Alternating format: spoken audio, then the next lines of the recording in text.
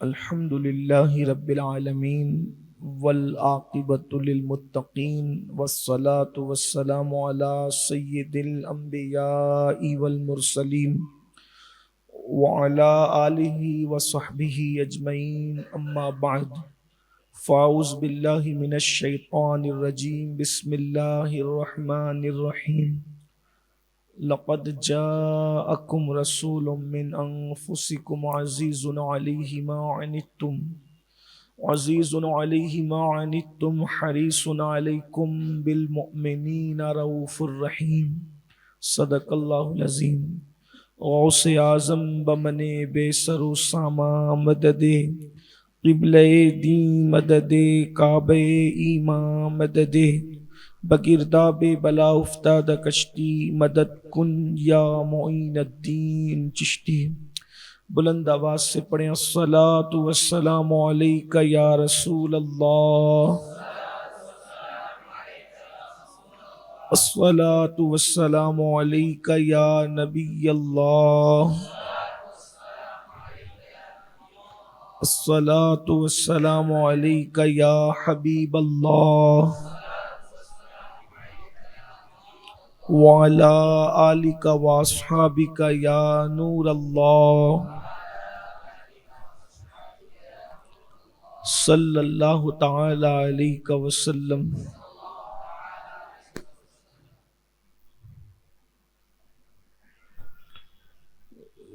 ظاہر میں میرے پھول، حقیقت میں میری نخل، اس گل کی یاد میں یہ صدا بلبشر کی ہے. ان کی نبوت ان کی ابوت ہے سب کو عام، ام البشر عروس انہی کے پسر کی ہے. مانگیں گے مانگے جائیں گے منہ مانگی پائیں گے، سرکار میں نہ لا ہے نہ حاجت اگر کی ہے. منگتا کہاں ٹوٹتے ہی داتا کی دین تھی، دیری قبول عرض میں بس ہاتھ بھر کی ہے. کچھ ہفتوں سے ہمارے مرکزی اجتماع میں ہم نے شیڈول کو مکمل چینج کر دیا ہے. آپ اس سے واقف بھی ہے، آگاہ بھی ہے، اور لوگوں کا انتظار کیے بغیر کوئی تقریر کرنے کی بجائے سیرت النبی صلی اللہ علیہ وآلہ وسلم کا درس ہر ہفتے جاری ہے. اگر پچھلی محفل آپ کو یاد ہوگی تو تقریباً کم و بیش 1.25 سے 1.5 گھنٹہ آپ نے حضور اکرم صلی اللہ علیہ وآلہ وسلم کے پردادا سیدنا ہاشم ان کی زندگی کے کچھ گوشے سماعت فرمائے تھے. اور آج چونکہ یہ میلاد کا مہینہ ہے اور 2-3 دن کے بعد ہی مولد النبی صلی اللہ علیہ وآلہ وسلم ہے، حضور کی میلاد پاک کی شب آنے والی ہے، تو آج میں حضور کے دادا جان اور حضور کے ابا جان کا ذکر کر دیتا ہوں تاکہ شب میلاد، حضور کی امی جان اور حضور کی ولادت کا ذکر کا عنوان آ جائے اور پھر وہ سلسلہ آگے کنٹینیو چلتا رہے. آپ اس بات کو سن چکے ہیں کہ جناب ہاشم جو تھے حضور کے پردادا، 25 سال کی لگ بھگ کی عمر میں ان کا وصال ہو گیا تھا، اور ان کا مزار غزہ میں ہے، جہاں آج کل حالات درست نہیں ہے. حضور کے پردادا کا مزار وہاں ہے، جس کو لوگ غازہ کہتے ہیں. وہ اصل میں غازہ نہیں ہے، بلکہ وہ اب وہ ٹی وی چینل والے اس کو اس انداز سے پڑھتے ہیں. بہرحال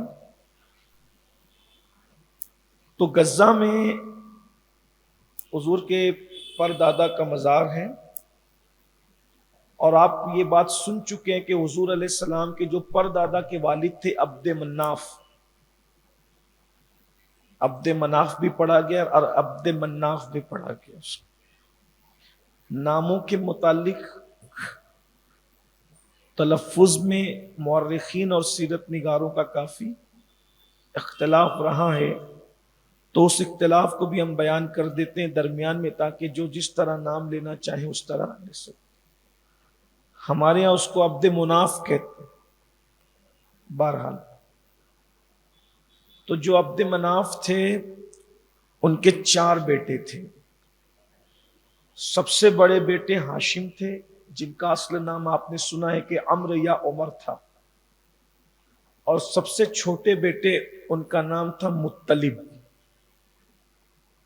تو چونکہ یہ خاندان تاجر خاندان تھا، ان لوگوں کو تجارت سے بڑا شوق اور شغف تھا. یہ بہادر بھی تھے، آل ابراہیم بھی تھے، اولاد اسماعیل میں سے بھی تھے، اور یہ لوگ پڑھے لکھے بھی تھے اس دور میں. یہ جو حضور علیہ السلام کے خاندان کے لوگ ہیں، پوری دنیا جہالت میں ڈوبی تھی، یہ لوگ پڑھے لکھے تھے. پوری دنیا کفر میں ڈوبی ہوئی تھی، یہ لوگ ایمان پر تھے. یہ جو حضور کا خاندان ہے، یعنی میں نے آپ کو بہت تفصیل سے بتایا کہیں پر کہ دنیا میں کم سے کم 7 ایمان والے ضرور رہے، کم سے کم، اس سے کم کبھی نہیں رہے. تو یہ جو ہاشم تھے، ان کا تجارت کے حوالے سے کبھی یمن کبھی شام آنا جانا رہتا تھا حضرت ہاشم کا. تو یہ تجارت چونکہ جب ملک شام جاتے ہیں مکہ شریف سے، تو یثرب اس کا پرانا نام ہے، اور آج کل وہ ہمارے دلوں کی دھڑکن ہے جسے ہم مدینہ منورہ کہتے ہیں.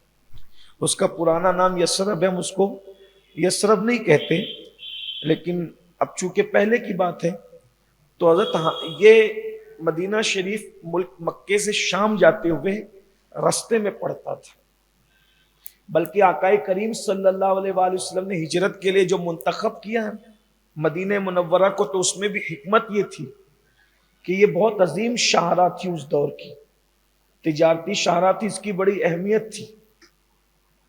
اور جب داعی کوئی اہم جگہ پہ بیٹھتا ہے اہم کام کرنے کے لیے تو اس میں آسانی ہوتی.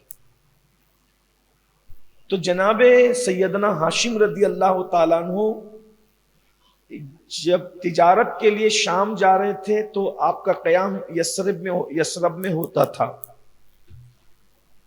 تو وہ وہاں کے سردار تھے بنو نجار میں عمر، ان کی بیٹی بڑی خوبصورت تھی، ان کا نام تھا سلمہ.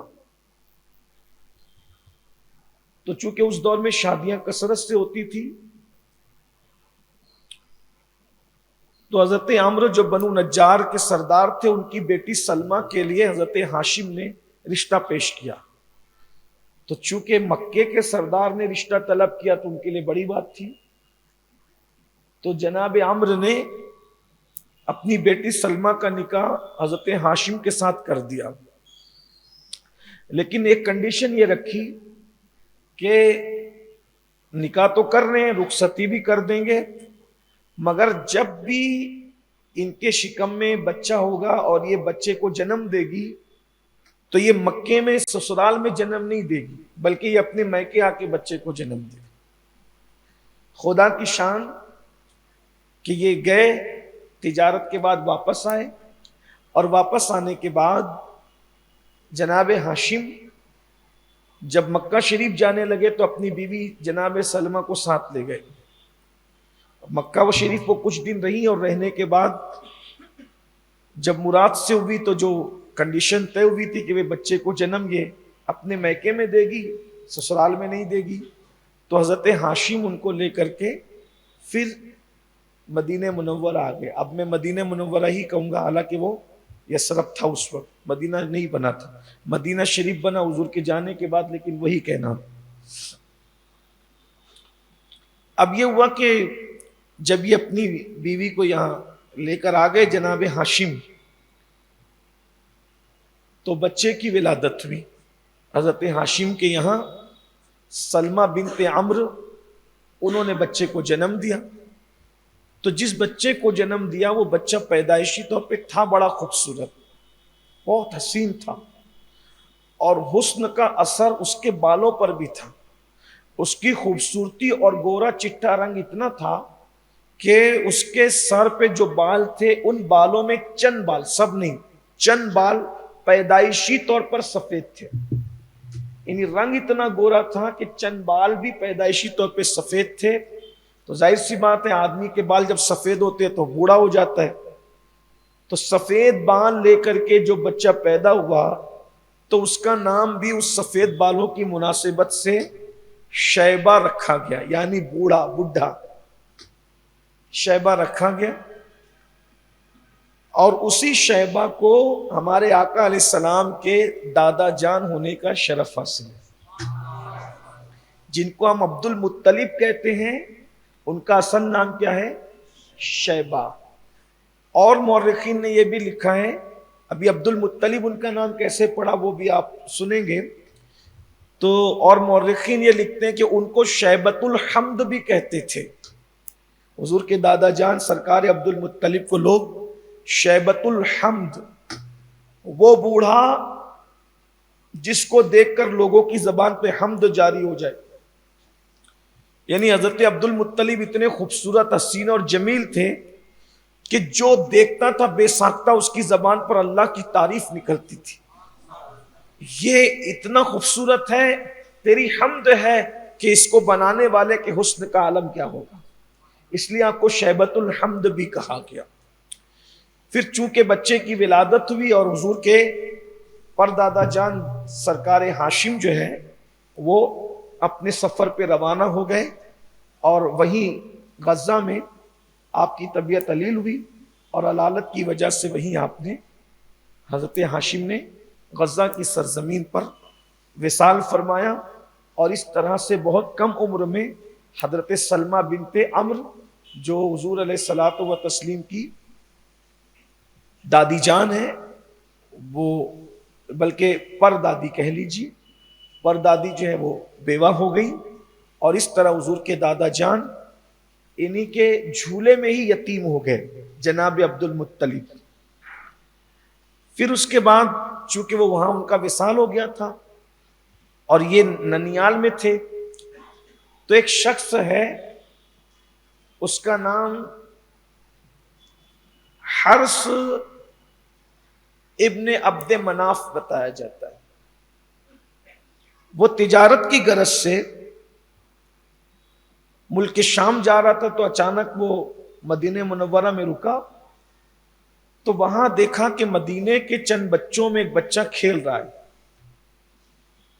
دیکھیے یہ مدینہ منورہ سے حضور علیہ السلام کا گھریلو پہلے سے رشتہ داری ہے. یعنی یہ جو اگر کسی کے ذہن میں ہوتا نا کہ مدینہ اچانک کیسے، وہ اچانک نہیں ہے، یہ برسوں پرانے رشتہ داریاں ہیں. یہ حضرت ہاشم کا سسرال جو ہے وہ مدینہ منورہ میں. پھر آگے آپ اور سنیں گے کہ حضور اکرم صلی اللہ علیہ وسلم کے والد کا ننیال بھی مدینہ منورہ میں. ایک سلسلہ ہے، لیکن چونکہ سیرت سے ہمارا تعلق کچھ کم رہا ہے ہماری قوم کا، اس لیے وہ ان کو ایسا لگتا ہے کہ اچانک مدینے کیسے، اچانک نہیں آیا، یہ سلسلہ پہلے سے جڑا ہوا ہے. تو حرث بن عبد مناف اس نے دیکھا کہ مدینے کے چند بچوں میں ایک بڑا خوبصورت بچہ ہے، وہ کھیلتا ہے. اور اس دور کا کھیل کیا تھا؟ یہ گلی ڈنڈا نہیں کھیلتے تھے لوگ نا اس دور میں. ہمارے جو بچے، اب تو بچے موبائل میں صرف گیم ہی کھیلتے ہیں، تو اس دور میں بچے جو کھیلتے تھے، چونکہ اس زمانے کا محبوب اور بہت زیادہ مرغوب اگر کوئی مشغلہ تھا تو وہ تھا تیر اندازی، گھوڑ سواری. تو جتنے بچے وہاں کھیل رہے تھے کسی کا نشانہ اتنا مضبوط نہیں تھا جتنا وہ خوبصورت بچے کا تھا. اور جیسے اس کا نشانہ جو تیر جو ہے وہ نشانے پہ لگتا تو وہ خوشی میں کہتا کہ انا ابن ہاشم، میں ہاشم کا بیٹا ہوں. अनब्नु सैयदिल बथा, मैं बथा के सरदार का बेटा हूं। तो वो सारे बच्चों के अंदर ये बच्चा छोटा है और तीर निशाने पे लगता है, वो खुशी में झूम कर कहता है कि मैं हाशिम का बेटा हूं, मैं सरदार बथा का बेटा हूं। तो हरस बिन अब्द मुनाफ ने मालूमात ली कि ये हाशिम कौन का हाशिम? हाशिम तो एक ही थे मक्के में जो लोगों को कहत में रोटी के टुकड़े करके खिलाया करते थे, और कहा कि ये उसी हाशिम का बेटा है। और फिर वो सारी दास्तान चुके, उनकी अम्मी मक्का आ चुकी थी, रह चुकी थी, लोग जानते थे, पहचानते थे। तो हर्ष इब्न अब्द मनाफ जब मक्का शरीफ लौट करके गया तो उसने पहली फुर्सत में हज़रत मुत्तलिब से मुलाकात की और मुत्तलिब से कहा कि देखो, तुम्हारे जो भाई, बड़े भाई हाशिम है, उनके बड़े एहसानात हैं तुम पर, तो उनका बच्चा गरीबुल वतनी में यसरब में जिंदगी गुजार रहा है, यहाँ परवरिश होगी तो बहादुर रहेगा, माहौल का असर मिलेगा। ननिहाल में पता नहीं क्या माहौल है, इसलिए तुम किसी भी तरह से अपनी भावज को और अपने भतीजे को ले आओ ताकि उसको यहाँ का माहौल मिले, बनु हाशिम का माहौल मिले। तो मुत्तलिब को जब ये बात पता चली और ये बात हुई, उनको तो मालूम ही था पहले से, लेकिन तवज्जो जब उस तरफ दिलाई गई तो हरस बिन अब्द मनाफ ने अपनी सवारी भी दी इनको, मुत्तलिब को, जो हाशिम के सबसे छोटे बेटे थे, सबसे छोटे भाई थे, अब्द मनाफ के छोटे बेटे थे और हाशिम के सबसे छोटे भाई थे। तो उनको वो सवारी लेकर के तेज रफ्तारी के साथ गए। भावच से कहा कि आप भी चलें और बच्चे को भी ले चलें। तो उन्होंने कहा कि नहीं, मैं बेवा हो गई हूँ, अब मैं अपने मैके में रहूंगी, अपने माँ बाप के घर रहूंगी, अलबत्ता ये बच्चा आपकी अमानत है, ये अच्छी परवरिश करे, अच्छी जगह रहे, मैं इसको आपके साथ रवाना करती हूँ।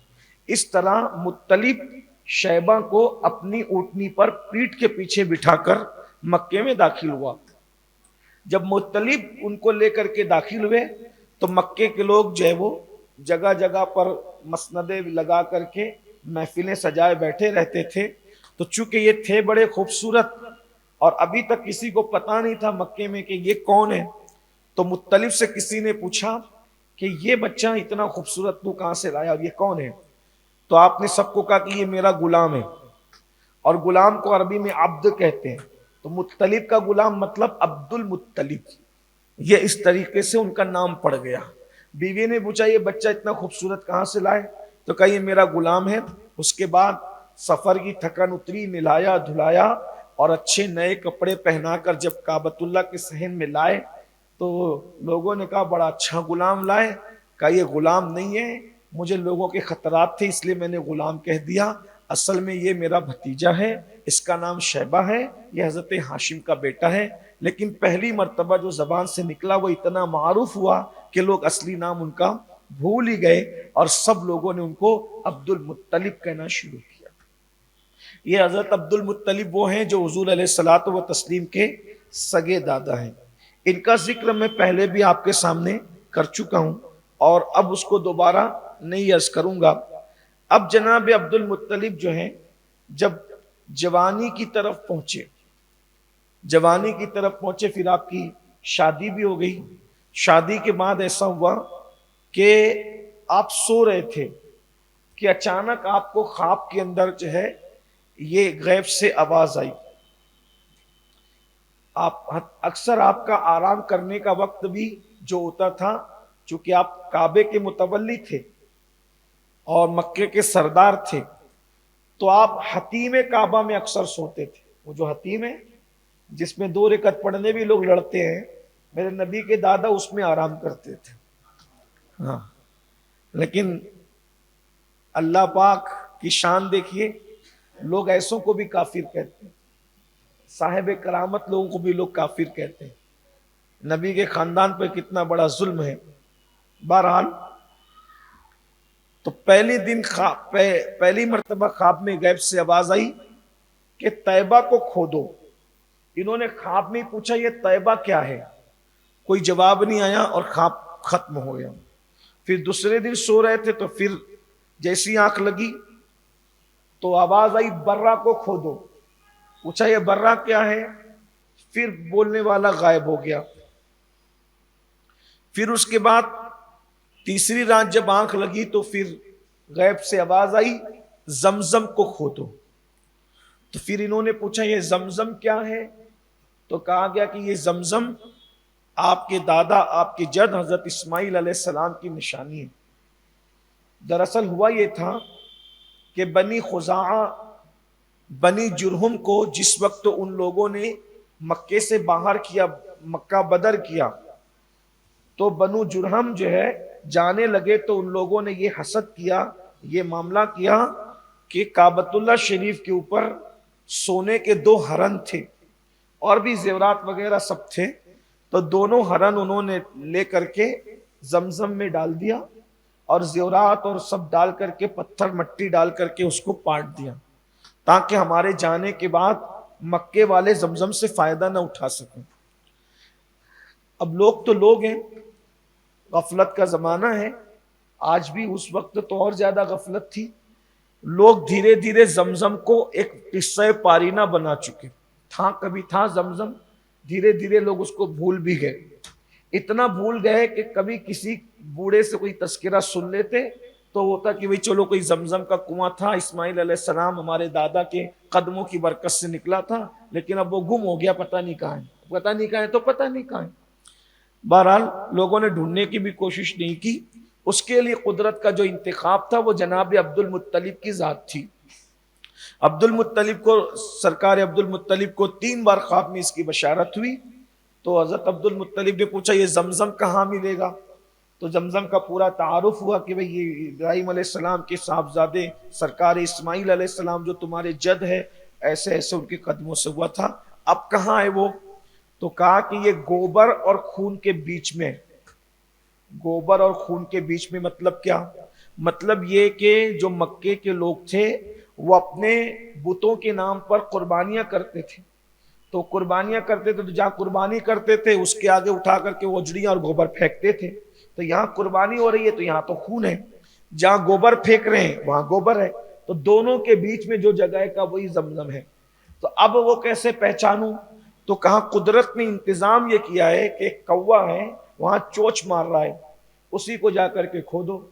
اب حضرت سرکار عبد المطلب، ابھی آپ کے اور بچے نہیں ہوئے، ابھی آپ کے اور بچے نہیں ہوئے تھے. یہ کئی سیرت کی کتابوں کا اتنے مجموعہ ہے، میں نچوڑ کر آپ کے سامنے رکھ رہا ہوں.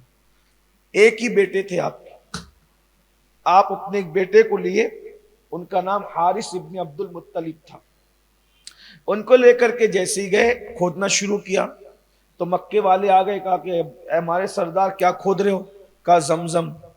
کہا ہم آپ کو کھودنے نہیں دیں گے ورنہ ہم بھی اس میں حصے دار ہوں گے. آپ نے اس کو وہ کام روک دیا. پھر آپ نے منت مانی کہ ایک بیٹا ہے، اتنے سب کا مقابلہ نہیں ہو سکتا، اللہ پاک مجھے 10 بیٹے عطا فرما اور سب بہادر ہو، مضبوط ہوں. پھر 10 بیٹے جب ہوں گے تو پھر میں زمزم کھودوں گا، تو اس وقت یہ مجھ سے لڑ نہ سکیں گے. اور پھر اللہ تعالیٰ نے آپ کی دعا سے آپ کو 10 بیٹے عطا فرمائے.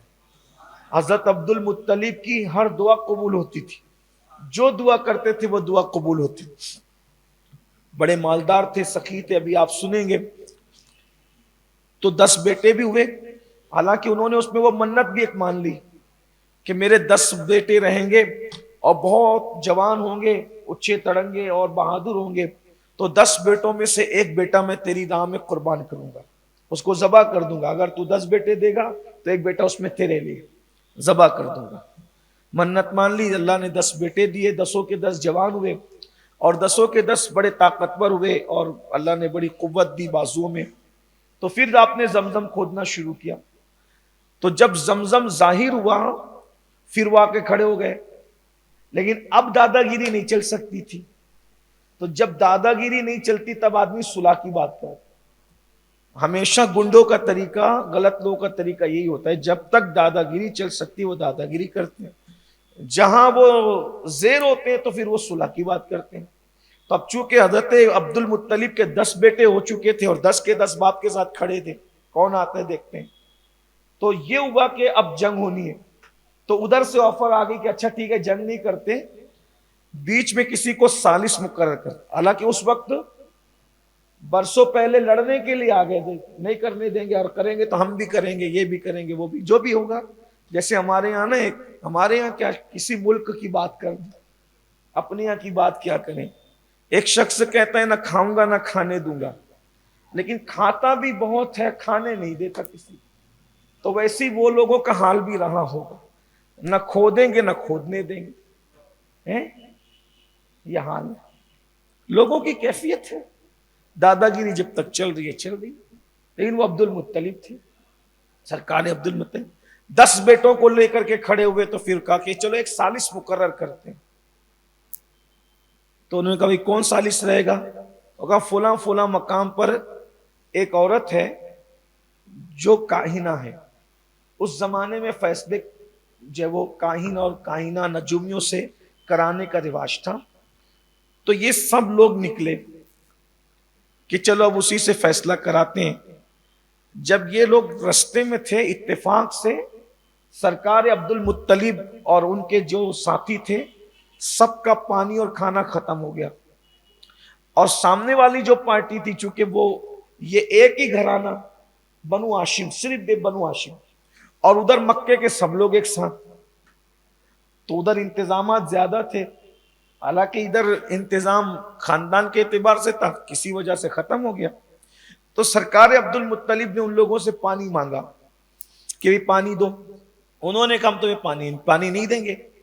تو سرکار عبد المطلب اور ان کے ساتھ جتنے ان کے بیٹے یا جو بھی خاندان کے لوگ تھے، ان سب کا حال ہی ہو گیا کہ پیاس کی وجہ سے زبان سوکھ کر کاٹا ہو گئی، اور قریب تھا کہ وہ انتقال کر جاتے۔ تو سرکار عبد المطلب نے دیکھا کہ یہ پانی دینے تیار نہیں ہے، اور حالت اب ایسی ہے کہ بالکل جاں بلب ہو رہے ہیں سب لوگ۔ تو حضرت عبد المطلب نے میں ایک کام کرو، ہم لوگ جتنے لوگ ہیں سب مل کر کے اتنی قبر کھود لے، اور جو مرتا جائے اس کو ایک ایک دفن کرتے جاؤ۔ صبر بے گور و کفن پڑے رہے، اس سے اچھا ہے کہ جو پہلے مرے اس کو دفن کر دیں، دو جو بعد میں مرے اس کو دفن کریں، آخری میں ایک آدمی بچے گا تو سب بے گور و کفن پڑے رہے، اس سے اچھا کہ ایک ہی آدمی بے گور و کفن پڑا رہے گا۔ تو قبریں کھود گئی، اسی میں وہ قبریں کھودتے کھودتے پھر دماغ میں ایک بات آئی کہ بھئی ایسے بیٹھنے سے تو اچھا ہے چلو کوشش کرتے ہیں۔ سامنے والی پارٹی خوشی منا رہی کہ یہ تو ایسی مر جانا ہے، تو زمزم تو ہمیں بالکل مفت میں ہاتھ آ جانا ہے، تھالی پہ سجا کر کے زمزم مل جائے گا، ان کا قصہ ہی ختم ہو جائے گا، پانی دینے تیار نہیں۔ لیکن جب سرکار عبد المطلب نے کہا کہ چلو تھوڑا آگے بڑھتے ہیں، کوشش کرتے ہیں، تو سب نے اپنے اپنے اونٹوں کو اٹھایا، حالانکہ وہ اونٹ بھی پیاسے تھے، بھوکے تھے، اٹھایا، اور جیسے ہی ہانکنے لگے تو سرکار عبد المطلب کا اونٹ جیسے ہی اٹھا تو اس نے پیر زمین پہ مارا، تو اس کے پیر مارنے کی برکت سے پانی کا چشمہ جاری ہو گیا۔ یہ حضرت عبد المطلب کی کرامت تھی۔ ان صاحب کرامت لوگوں کو بھی لوگ کافر کہتے، ہائے ہائے کیا یہ امت ہے۔ کلمہ پڑھ کے نبی کے دادا کافر ہیں، سوچئے، نبی کے ابا کافر ہیں، نبی کی اماں کون کون ہے خدا جانے۔ بت ہم کو کہے کافر، یہ اللہ کی مرضی ہے۔ غور تو فرمائیں، لا الہ الا اللہ، جن کے گھر کے صدقے، جن کے صدقے ایمان نصیب ہوا، لوگوں کے کلیجے ٹھنڈے نہیں ہوتے۔ اس امت میں سب سے پہلا کفر کا فتویٰ بھی اگر کسی پہ لگا ہے تو وہ مولا کائنات سیدنا علی یا مرتضیٰ پہ لگا۔ خارجیوں نے کہا کہ ان الحکم الا للہ، حکم تو صرف اللہ ہے، کہ علی نے حکم بنایا اس لیے علی کافر ہو گیا۔ حد ہے۔ یہ بات میں اس لیے عرض کر رہا ہوں کہ آپ میں اتنی کرامت بیان کر رہا ہوں، پھر کل آپ کسی کی کتاب میں یا تقریر میں سنیں گے کہ وہ تو کافر تھے، تو کہا کہ یہ امین القادری کافروں کی کرامت بیان کر رہا ہے۔ میں نے کہا اللہ کے بندو، ہمارے امام اہل سنت نے پورا رسالہ لکھا ہے شموس الاسلام، اس میں حضور کے آبا و اجداد کا ایمان پڑھیں، آپ کا ایمان تازہ ہوگا انشاءاللہ۔ اور لوگ کہیں ان کو کہنے دیجئے، اللہ کا شکر ہے اہل سنت کے پاس دلیلیں موجود ہیں الحمدللہ، اور ہم اس نبی کا کلمہ پڑھتے ہیں جس کے پہلے ابا عبداللہ سے لے کر آخری ابا آدم تک سب کے سب مومن تھے۔ تو سرکار عبد المطلب کی ایک کرامت ہوئی تو انہوں نے پانی پیا اور پورے خاندان کے لوگوں نے پیا، مشکیزیں بھرے اونٹوں کو پلایا۔ تو سرکار عبد المطلب نے سامنے والی پارٹی کو بولا، ان کو بولو کہ ان کا بھی پانی ہے ابھی لیکن ختم ہونے والا ہے، وہ بھر لیں یہاں سے۔ تو جو ساتھ میں بیٹے اور خاندان کے لوگ نے کہا کہ انہوں نے تو ہمیں نہیں دیا، ہم ان کو مرنے نہ دیں، وہ ہمارے سامنے جنگل میں وہ بھی پیاس سے مر جائیں، وہ تو ہمارے موت چاہتے تھے، یہ تو آپ کی کرامت اللہ کا فضل ہے کہ کام ہو گیا اپنا۔ فرمایا وہ ہمیں پیاسا مارنا چاہتے تھے، انہوں نے پانی نہیں دیا، اگر ہم بھی انہیں پانی نہ دیں گے تو ان میں اور ہم میں فرق کیا رہے گا؟ دیکھو یہ لوگ ہیں حضور کے گھر والے، حضور کے آبائے کرام ہیں یہ لوگ۔ بہرحال ان کو بلایا، بلا کر کے جب انہوں نے یہ منظر، وہ تو سب دیکھ ہی رہے تھے نگاہوں سے، جب یہ منظر دیکھا اخلاق و کردار کا تو انہوں نے کہا اب ہمیں کسی کاہن واہن کے پاس جانے کی ضرورت نہیں ہے، بس یہ آپ کی کرامت کافی ہے۔ اور اس کے بعد انہوں نے کہا زمزم پہ صرف آپ کا حق ہے اور آپ ہی جو ہے وہ زمزم کے معاملات کو دیکھیں۔ یہ حضرت عبد المطلب کی کرامت تھی۔ انہی دنوں ایک واقعہ اور ہوا، اس کو تھوڑا سا میں بہت لمبا تو نہیں کروں گا لیکن اس کو تھوڑا آپ کے سامنے کچھ تفصیل سے بیان کرنا چاہتا ہوں۔ ہوا یہ کہ حضرت عبد المطلب کے پاس کعبۃ اللہ شریف کی تولیت تھی، ساری خدمت وغیرہ حاجیوں کی وہی کرتے تھے۔ ان دنوں ایسا ہوا کہ ابرہہ نام کا ایک شخص یمن پر وہ حاکم ہوا، تو اس نے نجاشی کی چمچہ گیری کرنے میں یہ کیا، اس کو خوش کرنے کے لیے کہ ہم جو ہے ایک کنیسہ بنائیں گے یمن میں۔ کنیسہ مطلب گرجا، گرجا بنائیں گے، اور جیسے لوگ کعبے کا حج کرنے جاتے ہیں تو وہ گرجا کا حج کرنے کے لیے لوگ آئیں گے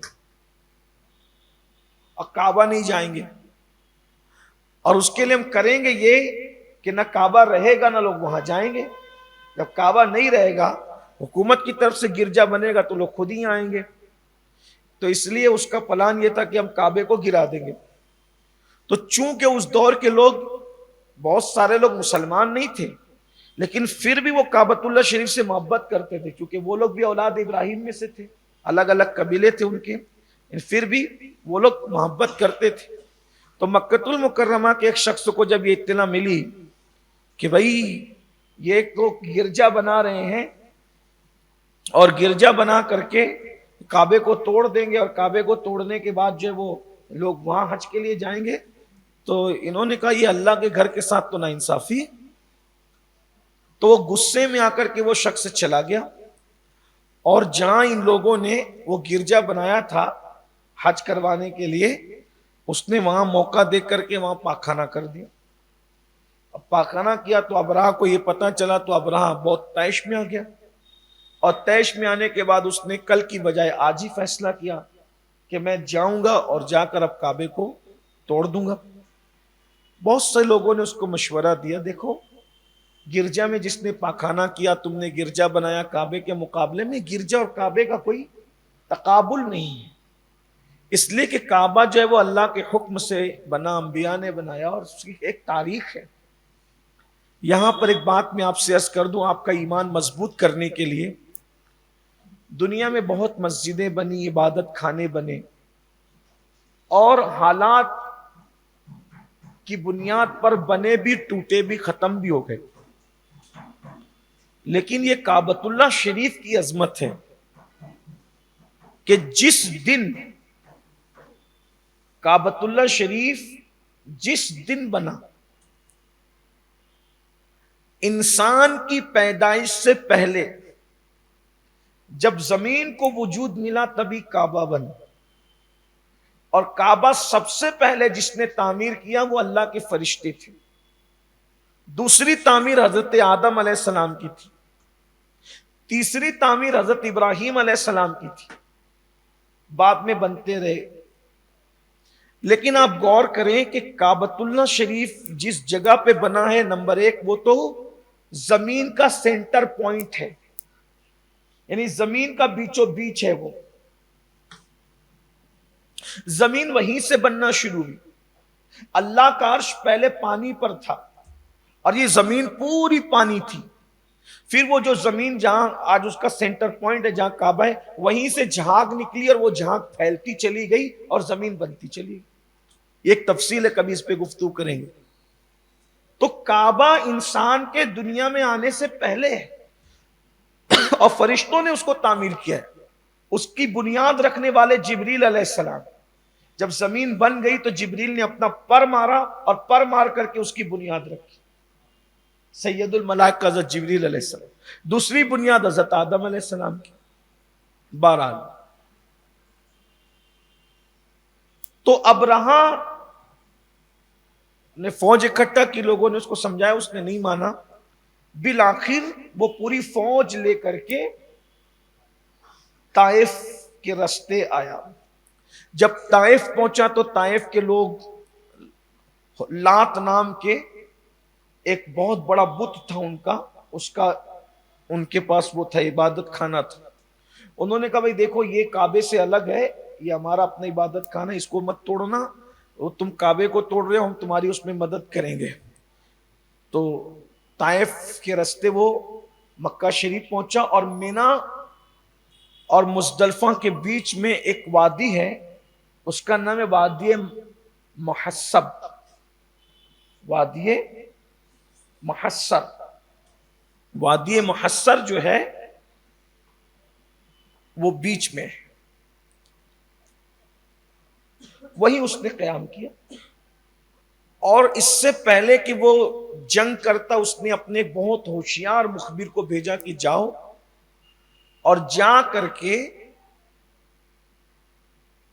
یہ پتہ لگاؤ کہ کیا مکے والے ہم سے جنگ کرنے کے موڈ میں ہیں, جنگ کرنا چاہتے ہیں. تو جو مکے کا سردار اور سب سے مالدار آدمی جس کی سب بات سنتے اس سے جا کے ملنا, دوسروں سے مت ملنا, مالدار اور سردار سے ملنا, کیونکہ بات تو لوگ مالدار اور سردار کی مانتے ہیں. تو جو اس کا مخبر تھا اس نے پوچھا کہ بھئی تمہارا سردار کون ہے اور تم میں سب سے زیادہ مالدار کون ہے؟ تو لوگوں نے بتایا کہ ہمارے سردار کو دنیا عبد المطلب کہتی ہے اور وہی پورے مکے میں سب سے زیادہ مالدار بھی ہے. یہ بات پہ میں پہلے ہی دن سے زور دے رہا ہوں, اس کو آگے سیرت النبی سمجھنے میں آپ کو آسانی ہوگی. ٹھیک ہے. اب وہ آیا, آنے کے بعد اس نے کہا کہ ابرہہ جو ہے وہ وادی محصر کے اندر موجود ہے اور کعبہ توڑنا چاہتا ہے. وہ سرکار عبد المطلب نے فرمایا کہ اس نے تو ہمارے جانور اور مویشی سب اٹھا کر کے لے گیا اور ہم لوگ اس پوزیشن میں نہیں ہے کہ اس سے جنگ کریں, اور نہ ہم جنگ کو اس وقت پسند کرتے ہیں. رہی بات کعبۃ اللہ شریف کا معاملہ, اس کو دیکھا جائے گا. یہ سن کر کے وہ گیا اور اس مخبر نے بتایا کہ ایسا ایسا ہے اور وہ سردار کا کہنا یہ ہے. نفیل نام کا ایک دوسرا آدمی تھا جس کی دوستی تھی حضرت عبد المطلب سے, وہ یمن کا تھا نفیل. اور نفیل کو ابرہہ نے اپنا قیدی بنا کے لایا تھا. تو سرکار عبد المطلب نفیل سے ملے, کیونکہ نفیل ہی رستہ بتا, قیدی تھا لیکن رستہ بتا رہا تھا. نفیل یہ سب کیا ہو رہا ہے؟ نفیل نے کہا میں تو قیدی ہوں, پتہ نہیں میں کب قتل ہو جاؤں گا. میرا ایک دوست ہے اس کا نام انیس ہے, اور وہ انیس جو ہے وہ ابرہہ کا فیل بان ہے. مطلب کیا؟ وہ ابرہہ کا جو ہاتھی ہے اس کو چلانے والا میرا دوست انیس ہے. اور میری بات تو وہ نہیں مانے گا کیونکہ میں تو اس کا قیدی ہوں, انیس کی مانے گا. میں انیس سے ملا دیتا ہوں, انیس آپ کو ابرہہ سے ملا دے گا. تو آپ کے جو اونٹ اور بکریاں ہیں جو وہ چرا لے گئے تھے, سب نہیں لے جا پائے تھے, جتنے چرتے ہوئے اونٹ چرا لے گئے تھے تو صرف 200 اونٹ اس میں سے سرکار عبد المطلب کے تھے. 200 اونٹ, اور بکریاں الگ اور مویشی الگ. آپ بتائیں جتنے چوری ہوئے وہ اتنے تھے, تو جتنے واقعتاً ہوں گے وہ کتنے ہوں گے؟ اور یہ چوری والا واقعہ حضور علیہ السلام کی ولادت سے صرف 2 مہینے پہلے کا ہے.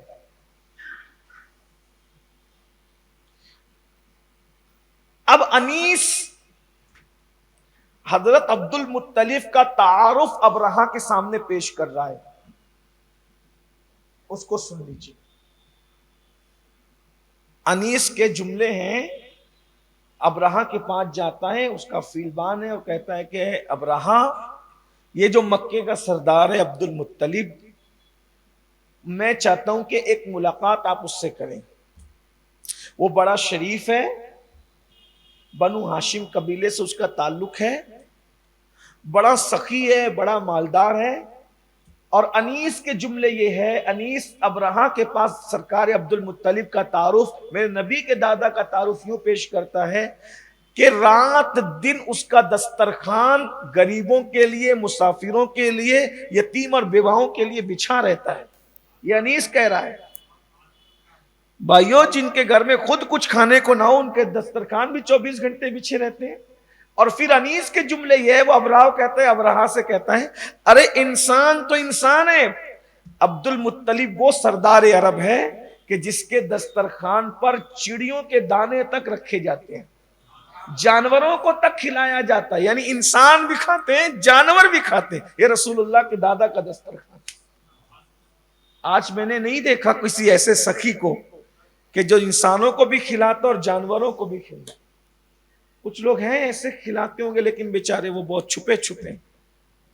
ہاں البتہ میں نے کچھ لوگوں کو دیکھا ہے کہ ماں کو تو اپنی بہن کے یہاں پہنچا دیا، لیکن کتے کی روٹی وہ بالالتزام بناتے ہیں.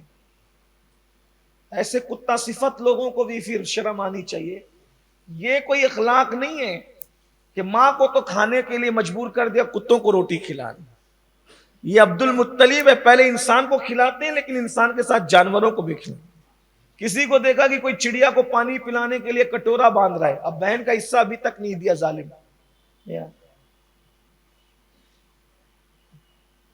بھائیوں کا حصہ ابھی تک دبا کر کے رکھا، اور کیا تو کہہ کہ یہ جناب جو ہے وہ ماشاءاللہ سردیوں میں لوگوں کو کمبل اڑاتے ہیں، پھر وہ دھیرے سے فوٹوز بھی آنے لگتے. بھائیوں سب کے ساتھ نیکی کرو، لیکن پہلے فرض کی طرف آؤ. ماں کو ترساتے ہو اور دوستوں پہ برساتے ہو. ماں باپ ترس لیں اور برسات ہو رہی ہے سخاوتوں کی دوستی، یہ کوئی بات. ماں باپ کی خدمت کرو، پھر دوستوں کی کرو. اول فرض ہے، اس کے بعد نفل ہے. بہرحال اس سے پتہ چلتا ہے کہ انیس نے جو تعارف نفیل کے کہنے پر حضرت عبد المطلب سرکار کا پیش کیا، اس سے ان کی تصویر سامنے آتی ہے. اب ابرہہ یہ سب کچھ سننے کے بعد ملنے کے لیے تیار ہو گیا. تو سرکار عبد المطلب گئے تو ان کی سیرت نگار لکھتے ہیں، حسن و خوبصورتی اس شان کی تھی سرکار عبد المطلب کی کہ ابرہہ اپنے تخت سے ان کی خوبصورتی دیکھ کے زمین پہ اتر آیا. اور جب وہ اپنی وہ خوبصورتی دیکھ کر کے زمین پر اتر آیا تو وہ ان کو تخت پہ تو بٹھا سکتا نہیں تھا، کیونکہ اس کی فوج کا مسئلہ تھا. اور نیچے بٹھانا عبد المطلب کو اس کو شرم آئی ان کی خوبصورتی دیکھ کر. تو وہ خود قالین پر حضرت عبد المطلب کے ساتھ بیٹھ گیا. اس کے پیچھے ایک راز اور بھی تھا یہ سب کرنے کا، کیونکہ اس کا ہاتھی تھا، اور اس کے ہاتھی کا نام محمود تھا. وہ محمود نام کا ہاتھی بڑا بدمست تھا، یعنی اس کو کوئی کنٹرول نہیں کر سکتا تھا ابرہہ کے سوا. اور ابرہہ کی سیکورٹی کے لیے وہ بہت بڑا کام انجام دیتا تھا کہ وہ جہاں رکتا تھا جنگ میں، خیمے کے پاس محمود کو باندھ کے رکھتا تھا، اور جو آتا تھا محمود اس کو سونڈ سے اڑا دیتا تھا. گیند کی طرح اڑ جاتا تھا آدمی، کوئی آ نہیں سکتا تھا. لیکن جیسے ہی سرکار عبد المطلب تشریف لائے، ابرہہ اپنے خیمے میں بیٹھ کے منظر دیکھ رہا تھا کہ سرکار عبد المطلب کو دیکھ کر دونوں گھٹنے محمود نے زمین پہ رکھ دی. یہ حضور علیہ السلام کے دادا جان ہے، جس کے لیے جانور بھی احترام کے جو ہے وہ سر جھکا رہے، احترام سے اپنے مولا کی ہے بس شان عظیم. جانور بھی کریں جن کی تعظیم، سنگ کرتے ہیں ادب سے تسلیم. پیڑ سجدے میں گرا کرتے. حضور علیہ السلام کی معرفت حاصل کرو، حضور کے خاندان کی معرفت، حضور کی آل کی، حضور کے اصحاب کی، حضور علیہ السلام کے تبرکات کی. ایمان مضبوط ہوگا، یقین مضبوط ہوگا. یہ ایسے اچانک نہیں. لوگ کہتے ہیں نا کہ مٹی میں کمل کھل گیا، یہ مٹی والے کمل کی بات نہیں، وہ کمل الگ ہے، وہ مٹی الگ ہے. یہاں تو اچھوں میں اچھا آیا ہے، مومنوں میں جان ایمان آیا ہے، ستھروں میں ستھرا آیا ہے، پاکوں میں پاک آیا ہے، پاکیزوں میں پاکیزہ آیا ہے، نکھروں میں نکھرا آیا ہے.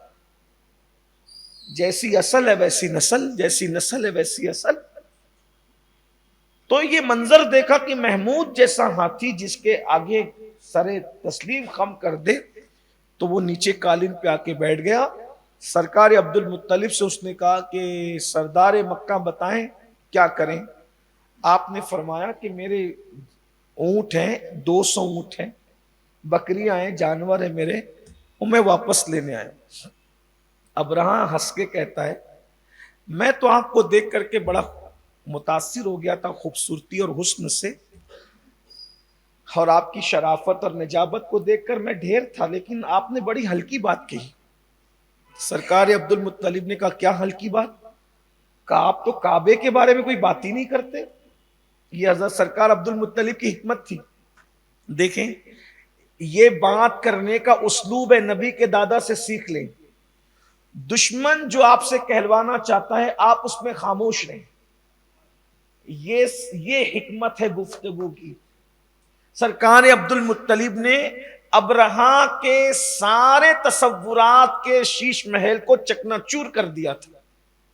اس کو یہ تھا کہ وہ منتیں کریں گے، ہاتھ جوڑیں گے، مجھے منائیں گے، سمجھائیں گے کعبہ نہ توڑو، کعبہ نہ توڑو، کعبہ نہ توڑو، کیونکہ وہ متولی ہے کعبے کے. سرکار عبد المطلب نے کعبے کے لیے کوئی بات ہی نہیں کی. اور میرے جانور ہے بھائی مجھے واپس کر دو. وہ کہا یہ تو بڑی ہلکی ہے. اس کو اب ظاہر سی بات ہے کہ اس کا تو سارا تصورات کا شیش محل چکنا چور ہو رہا تھا، تو سرکار عبد المطلب پہ کلیم کرنے لگا کہ یہ تو بڑی ہلکی سی بات ہے. آپ نے فرمایا وہ ہلکی بات آپ کے نزدیک ہوگی، لیکن تصور میرا یہ ہے کہ میں اونٹوں کا مالک ہوں. دیکھو یہاں بھی ایک چیز بالکل کلیئر ہو رہی ہے، یعنی سرکار عبد المطلب مکے والوں کے جانور مانگنے نہیں آئے تھے. آپ نے یہاں بھی کلیئر کیا. ہو سکتا کوئی کہہ سکتے ہیں وہ سردار تھے پورے مکہ کے، سب مکے والوں کے جانور اٹھا لے گئے تو سب کی طرف سے سردار بن کے. نہ، آپ فرماتے ہیں اونٹوں کا، جانوروں کا، مویشیوں کا مالک میں ہوں، اس کی حفاظت کرنا میرے ذمے پہ، اس لیے میں اونٹوں کی اور جانوروں کی بات کر رہا ہوں. اور کعبۃ اللہ کا مالک اللہ ہے. میں اپنے مال کی حفاظت کروں، وہ کعبے کی حفاظت کرنا جانتا ہے، وہ کعبے کی حفاظت کرے گا. اس سے حضرت عبد المطلب کا ایمان بھی ثابت ہوتا ہے. ارے کعبے پہ کیا سجے ہوئے تھے؟ لات و حبل عزا سب سجے ہوئے تھے کہ نہیں سر؟ آپ نے لات کا، حبل کا، عزا کا نام نہیں لیا، آپ نے نام لیا تو اللہ کا نام لیا. دیکھ رہے ہیں؟ اور فرماتے اللہ محافظ ہے. اور پھر اس کے بعد بہرحال اس نے جانور تو واپس کر دیے. اور واپس کرنے کے بعد جب آپ جانور لے کر کے آئے تو لوگوں نے کہا عبد المطلب ہمیں حرم چھوڑ دینا چاہیے. آپ نے فرمایا تم پہاڑوں پہ چلے جاؤ لیکن حرم چھوڑنے کی بات مت کرو، مجھے شرم آتی ہے. ہم اللہ کا گھر چھوڑ کے چلے جائیں؟ ایسا نہیں ہوگا. اور پھر سرکار عبد المطلب کعبے کا غلاف پکڑتے اور غلاف کعبہ پکڑ کر اللہ کی بارگاہ میں دعا کرتے. اے اللہ، دعا کا انداز دیکھ، غلاف کعبہ پکڑ کے سرکار عبد المطلب دعا کرے، اے اللہ، بندہ تو جس کجاوے پہ بیٹھتا ہے، اونٹ کے اوپر جو لکڑی کا رکھا جاتا ہے اس کو کجاوا کہتے ہیں، بندہ جس کجاوے پہ بیٹھتا ہے انسان اس کی تک حفاظت کرتا ہے. کعبہ تو تیرا گھر ہے، اگر تو حفاظت نہ کرے گا تو یہ صلیبی یعنی عیسائی یہ وہ اپنی صلیب لا کر کے یہاں لٹکا دیں گے، تیرے گھر کی بے حرمتی کریں گے، وہ غالب آ جائیں گے اور وہ ہمارے قبلے کو اس طریقے سے پامال کریں گے. میں نے تیری بارگاہ میں عرضی لگا دی، پھر تیری مرضی، تو جو چاہے کر، بچانا ہو تو بچا لے یا پھر جو تو چاہے کر. کہتے ہیں کہ جب سرکار عبد المطلب یہ دعا کر رہے تھے تو آپ کی پیشانی سے نور چمکا اور کعبۃ اللہ پہ پڑا. یہ دعا کی قبولیت کی بشارت تھی. سرکار عبد المطلب اس کے بعد دعا کرتے ہوئے آپ وہاں سے نکلے، اور جب نکلے ہیں تو محمود پر ابرہہ بیٹھنا چاہتا تھا،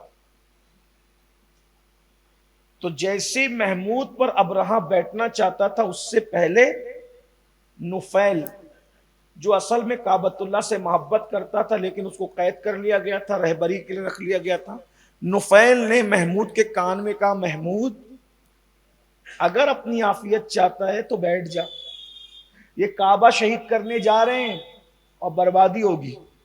جیسے ہی محمود کے کان میں نفیل نے کہا محمود بیٹھ گیا۔ اب ابرہہ اس کو اٹھانا چاہتا ہے، تیروں سے ٹھنکیاں دی جا رہی ہے، سنان سے ٹھنکیاں دی جا رہی ہے، تلواروں، وہ خونا خون ہو گیا مگر محمود اٹھا نہیں۔ پھر لوگوں نے چیک کرنے کے لیے اس کا رخ ملک شام کی طرف کیا تو ادھر دوڑنے لگا، یمن کی طرف کیا تو بھی دوڑنے لگا، دائیں بائیں جس سمت محمود کو کیا گیا دوڑنے لگا، لیکن جب کعبے کی طرف کیا جاتا تو بیٹھ جاتا۔ اسی لیے محمود جتنے ہاتھی لے کر آیا تھا، کچھ لوگ کہتے 500 تھے، کچھ لوگ کہتے 1500 تھے، جتنے ہاتھی لے کر آیا تھا سب ہاتھی ختم ہو گئے، ایک ہی ہاتھی بچا، اس کا نام تھا محمود۔ وہ ہاتھی بھی بچا اور آج اس کا نام بھی بچا۔ میں غور کر رہا تھا، ہاتھی بھی بچا، کتنے تھے؟ 500 تھے، 1500 تھے، کم سے کم 500 پکڑ لیں، آئے تو سب ابرہہ کے ساتھ تھے، کسی کا نام نہیں بچا، محمود کا نام بچا، محمود کا ذکر بھی بچا۔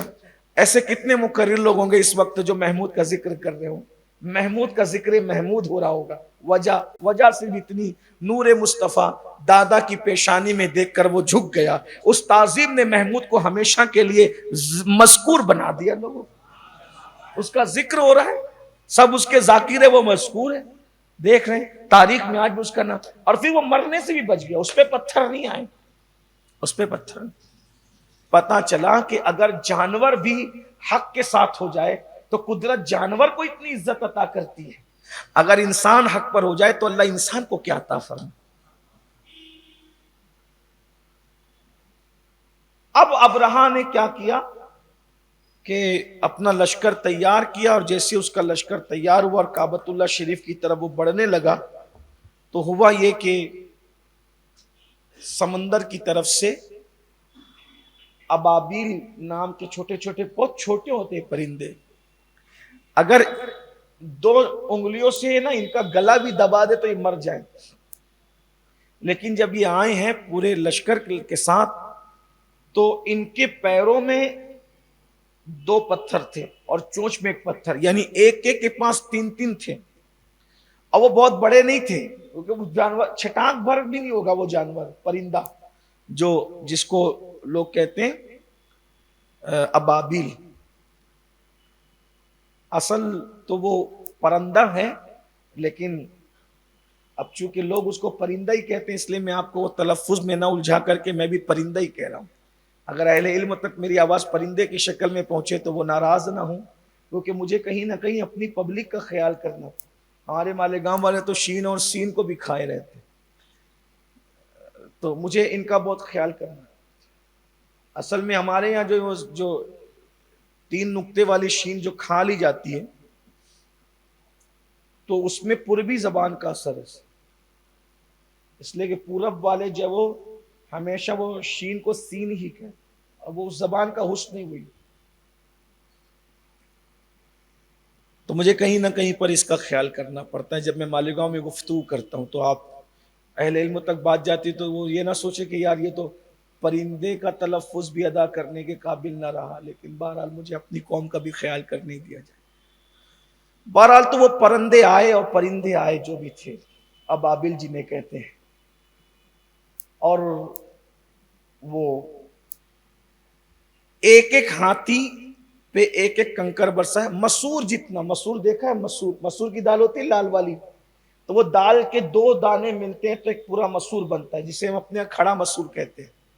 تو وہ مسور اور چنے جتنے جو کنکر تھے تو وہ ایک ہاتھی پہ گرتا تو وہ ہاتھی جو ہے اس کا سر چیرتے ہوئے نیچے کو آتا، اور اس کے اوپر جو ہوتا اس پہ بھی آتا، سب پر آئے لیکن 2 بچے، ایک تو نفیل بچا کیونکہ اندر سے وہ کعبے کو کہاں ہمدرد تھا، شہید نہیں ہونے دینا چاہتا تھا، دوسرا محمود بچا، باقی کوئی نہ بچا. اور یہ منظر وہ کھڑے کھڑے دیکھ رہا تھا. وہ ہاتھی جب پیچھے پلٹ کر کے بدمستی میں بھاگتے تو لشکر کو کچل دیتے.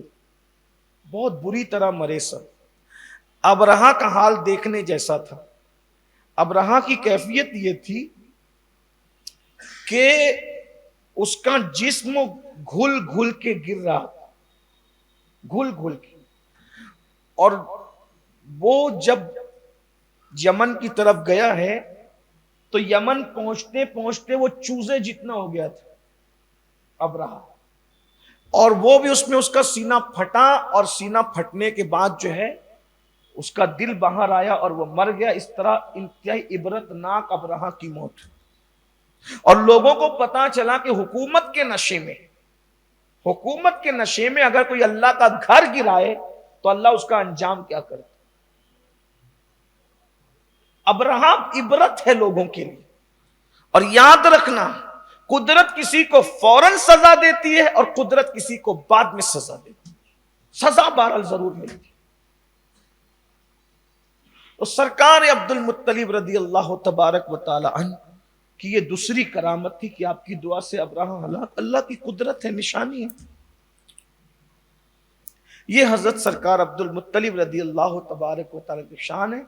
آخری ایک مختصر سرکار عبد المطلب کی منقبت حضرت علامہ سید محمود آلوسی رحمت اللہ علیہ کے الفاظ میں پڑھ دوں کہ علامہ سید محمود آلوسی لکھتے ہیں کہ سرکار عبد المطلب اتنے خوبصورت تھے کہ آپ کے چہرے سے نور کی شعائیں نکلتی تھی، اور آپ اکثر اپنی اولاد کو ظلم اور سرکشی سے منع کرتے تھے، اخلاق کی تعلیم اور ترغیب دیتے تھے، گھٹیا کاموں سے روکتے تھے. عبد المطلب کی دعا ہمیشہ قبول ہوتی تھی. اس دور میں بھی سرکار عبد المطلب نے کبھی شراب کو ہاتھ بھی نہیں لگایا. حضور کے دادا جان سرکار عبد المطلب نے اس دور میں بھی کبھی شراب کو ہاتھ نہیں لگایا. علامہ سید محمود آلوسی لکھتے ہیں یہ غار حرا میں حضور جاتے تھے عبادت کے لیے. حضور اکرم صلی اللہ علیہ وآلہ وسلم سے پہلے ان کے دادا جان سرکار عبد المطلب غار حرا میں جا کر عبادت کیا کرتے تھے. اور خاص طور پہ جب رمضان شریف کا چاند نظر آتا تو سرکار عبد المطلب غار حرا میں چاند دیکھ کر کے چلے جاتے، مسکینوں کو کھانا کھلایا جاتا اسی طریقے سے. اور آپ کی خصوصیت تھی خوبصورت، تو آپ سنی رہے بار بار، آپ کے جسم سے کستوری کی خوشبو آیا کرتی تھی. اور آپ وحشیوں کو، درندوں کو، چرندوں کو، پرندوں کو، سب کو جو ہے وہ کھانا کھلاتے تھے. میں تو آپ سے یہ بھی کہتا ہوں کہ میلاد منا رہے ہو تو سرکار عبد المطلب کی سنت کو بھی زندہ کریں کہ آپ انسانوں کو تو کھلاتے ہیں، میلاد کے موسم میں کچھ چرند پرند کا بھی خیال کریں. لیکن یہی کہ پہلے ماں باپ کا کرو، انسانوں کا کرو، پڑوسیوں کا کرو، پھر بعد میں ادھر کرو. وہ تو چرند پرند کھاتے ہی رہتے. اور سرکار عبد المطلب کے خصوصی بات یہ بھی تھی کہ جب عرب میں بارش بند ہو جایا کرتی تھی، جب عرب میں بارش بند ہو جایا کرتی تھی تو عرب والے عبد المطلب کو کھڑا کرتے اور ان کے وسیلے سے دعا کرتے تو عبد المطلب کے صدقے میں باران رحمت کا نزول ہوتا. یہ سرکار عبد المطلب. تو اب بات وہیں سے جہاں سے چلی تھی وہیں کو لوٹا لیتے ہیں اور بات کو اینڈ کی طرف لے جاتے ہیں. تو جب حضرت عبد المطلب کے 10 بیٹے تھے، 10 بیٹوں میں سب سے چھوٹی عمر کے بیٹے، چھوٹی عمر کے کیا بلکہ سب سے آخری بیٹے جو تھے ان کا نام تھا عبداللہ. اور عبداللہ بڑے خوبصورت تھے. مورخین نے لکھا ہے کہ عبداللہ کو دیکھ کر لوگ کہتے تھے کہ دور یوسف واپس آیا ہے. میرے نبی کے ابا جان اتنے خوبصورت تھے. بلکہ اب مورخین نے تو بس اتنا لکھا نا کہ دور یوسف واپس آیا، لیکن اب میرا تبصرہ اس پر تھوڑا سا حضور کے ملنگ کا سن لیں کہ دور یوسف واپس آیا ایسا لگتا تھا، لیکن وہاں تو صرف ایک زلیخا دیوانی تھی. لوگ زلیخا کہتے ہیں، اصل وہ زلیخا ہے، پھر لیکن تلفظ میں الجھانے کی وجہ. تو وہاں ایک زلیخا دیوانی ہے، اور یہاں جب سرکار عبداللہ گلیوں میں چلتے تھے تو مکے کی لڑکیاں آپ کو دیکھنے کے لیے قطار در قطار جھانکتی تھی کہ عبداللہ تشریف لے جا رہے ہیں، حتیٰ کہ عبداللہ کو اتنی پریشانی کا سامنا کرنا پڑتا اس چھوٹی سی 15-16 سال کی عمر میں کہ کوئی کہتی کہ تیرے ابا نے جو 100 اونٹ ذبح کیے نا تیرے فدیے میں تو میں وہ دے دوں گی، لیکن ایک رات میرے ساتھ گزار لیں۔ سرکار عبداللہ فرماتے یہ میرے نبی کے ابا جان، جب لوگ ماؤں سے زنا کرتے تھے، جب آفر دی جا رہی تھی عبداللہ کو زنا کی آفر دی جا رہی، سرکار عبداللہ نے کہا میں مرنا گوارا کر سکتا ہوں لیکن زنا کرنا گوارا نہیں کر سکتا۔ ارے جو زنا نہ کرے وہ کفر کیا کرے گا، وہ شرک کیا کرے گا؟ کفر اور شرک سے چھوٹا درجہ ہے زنا کا، زنا بہت بڑا گناہ ہے لیکن بہرحال کفر اور شرک کے بعد ہے، اس لیے کہ اللہ اکبر، مسلمان سے بھی یہ فیل ہو سکتا ہے لیکن مسلمان شرک نہیں کرتا، کفر نہیں، اور جو کفر شرک کرے وہ مسلمان نہیں رہتا۔ سرکار عبداللہ فرماتے ہیں مجھے مرنا گوارا ہے لیکن زنا کرنا گوارا نہیں۔ تو پھر اس نے کیا کہا، اچھا ٹھیک ہے 100 اونٹ دے دوں گی، زنا نہیں کرتے، چلو نکاح تو حلال ہے، نکاح کر لو۔ ہائے ہائے ہائے، ذرا میرے نوجوان سنو، جن کے رتبے ہیں سوا ان کو سوا مشکل ہے۔ کہا نکاح تو کر سکتے ہیں لیکن شریفوں کے نکاح ماں باپ کی مرضی کے بغیر نہیں ہوتے۔ سرکار عبداللہ کا جواب سنو، کہا شریفوں کے نکاح ماں باپ وہ اپنی مرضی سے خود کر لیتے، گلی کوچوں میں جا کر کے بھاگ بھگا کر کے۔ محبت کرنا بری چیز نہیں ہے لیکن جو لوگ آج لے کر کے اٹھے نا بھاگ کے کرو بھگا کے کرو یہ فیشن ہے۔ سرکار عبداللہ حضور علیہ السلام کے ابا جان آج سے 1500 سال پہلے لوگوں کو بتا رہے شریفوں کے نکاح ماں باپ کی مرضی کے بغیر نہیں۔ اس کا مطلب تمہارے نزدیک معیار شرافت کیا ہے اور سرکار عبداللہ کے نزدیک معیار شرافت کیا ہے؟ آج کے لڑکے لڑکوں کو تو کچھ سمجھتا ہی، اور یہ کس عمر میں جواب دے رہے ہیں نبی کے ابا جان، کس عمر میں؟ صرف 15-16 سال کی عمر۔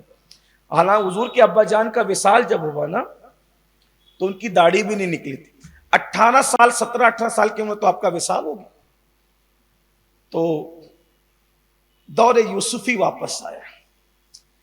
اب وہ تھے بڑے چہیتے باپ کے کیونکہ سب سے آخری بیٹے، چھوٹا نہیں کہوں گا، میرے نبی کے ابا چھوٹے ہو ہی نہیں سکتے یار، ان سے جو ذرہ وابستہ ہو جائے وہ چھوٹا نہیں ہو سکتا۔ میرے محبوب کا میں تو کہتا ہوں وہ رسول اللہ کے باپ ہیں، باپ حضور کے باپ ہیں، وہ میرے حضور کے بابا ہیں وہ، اس لیے کہ باپ ہونے کی حیثیت سے ان کے برابر کون ہو سکتا ہے؟ کسی کا باپ بادشاہ، کسی کا بیٹا بادشاہ، کسی کا بیٹا ولی، کتب، ابدال، یہ وہ عبداللہ تم کیا ہو؟ تمہارا بیٹا وجہ تخلیق کائنات ہے میرے سرکار، تجھ پر میرے ماں باپ قربان ہیں۔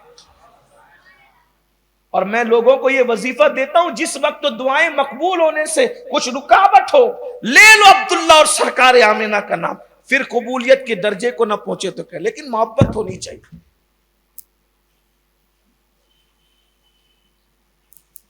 سرکار عبداللہ میرے نبی کے والد بزرگوار ہیں۔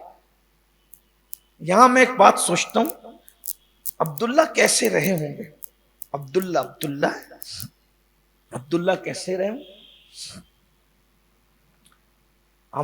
ہم قادری لوگ ہیں نا، بڑے غیرت مند ہیں غوث پاک کے بارے میں، تو ہم لوگ قادری لوگ یہ کہتے ہیں اگر باپ صالح ہو اور ماں خیر ہو تو بیٹا ولی پیدا ہوتا ہے، لیکن ماں خیر نہیں ام الخیر ہو اور باپ صالح نہیں ابو صالح ہو تو پھر بیٹا سید الاولیاء پیدا ہوتا ہے۔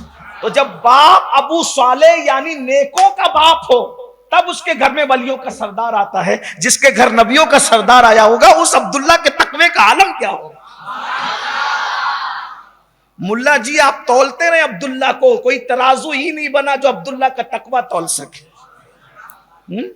سرکار عبداللہ ہماری دعاؤں کی قبولیت کا حصہ ہے، وہ وسیلہ ہے۔ سرکار جس کو جو کہنا ہے کہہ لے، جس کو جو کرنا ہے کر، لیکن ہم تو نبی کے ماں باپ پر فدا ہیں۔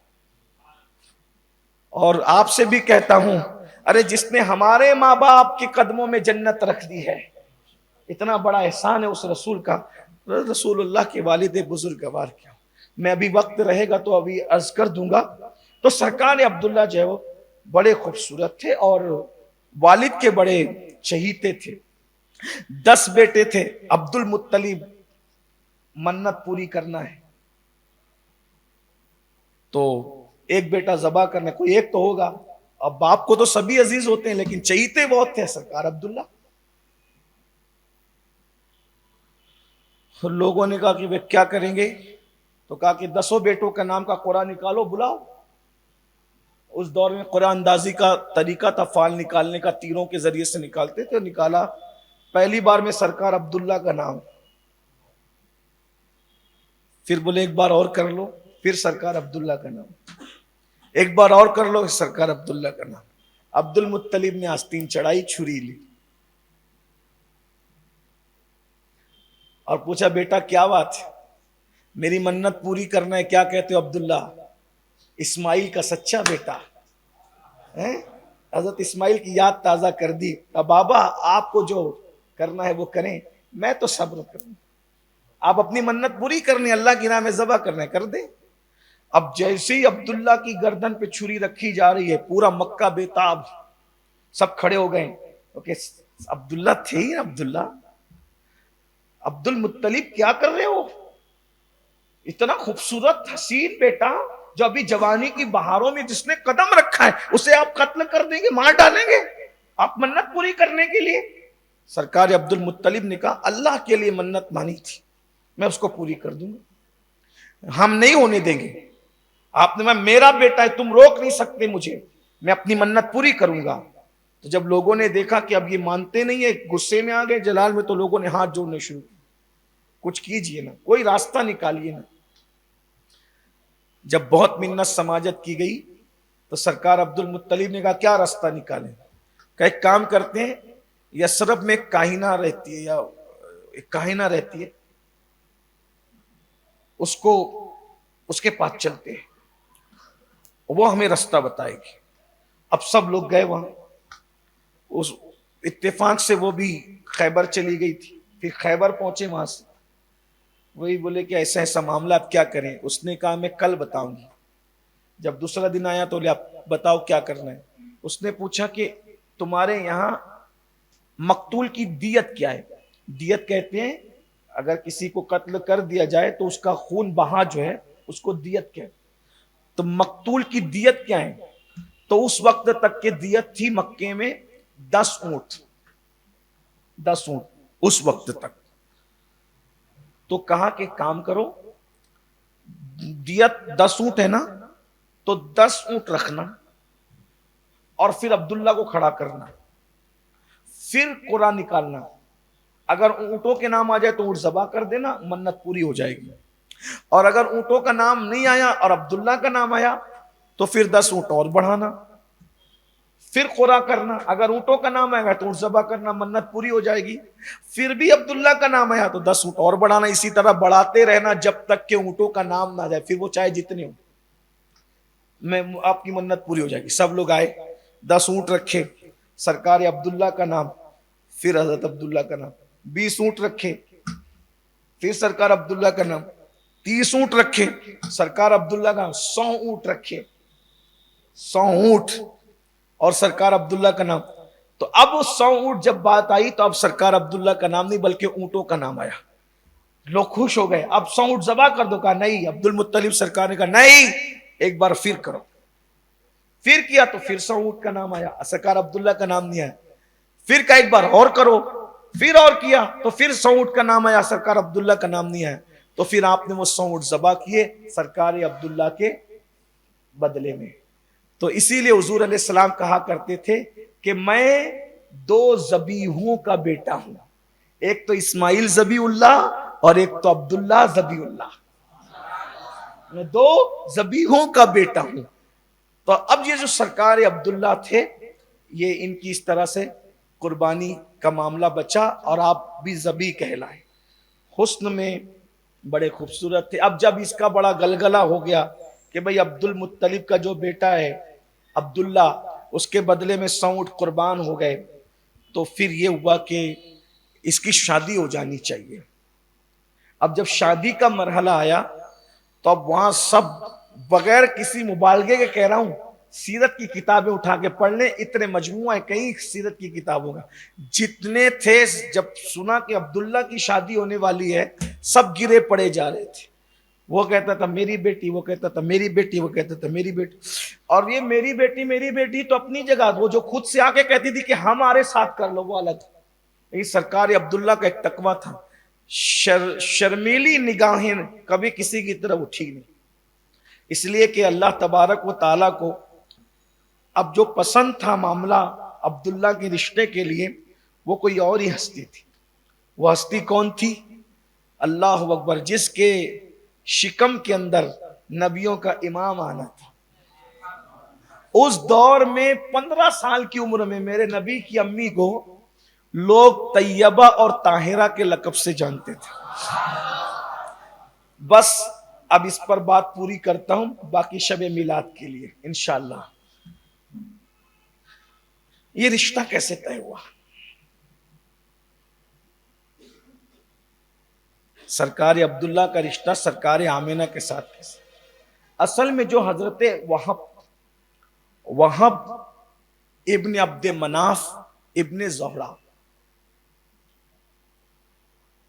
یہ وہب کو شکار کا بڑا شوق، یہ میرے نبی پاک کے نانا جان ہے حضرت وہب بن عبد مناف، ان کو شکار کا بہت شوق تھا۔ اور سرکار عبداللہ بھی چونکہ بالکل جوان ہی تھے، ان کو بھی شکار کا بڑا شوق تھا۔ دیکھو شکار کھیلنا ناجائز ہے، شکار کرنا یہ بہادروں کی نشانی ہے۔ میں اکثر اس پر لوگوں کو کہتا ہوں شکار کھیلنے مت جایا کر، شکار کرنے جایا۔ اب کھیلنے اور کرنے میں کیا فرق ہے؟ جیسے مذاق اڑانا اور مذاق کرنے میں فرق ہے، ویسے شکار کھیلنے اور شکار کرنے میں فرق۔ کچھ لوگ موبائل سے کھیلتے ہیں اور کچھ لوگ موبائل کا استعمال کرتے ہیں۔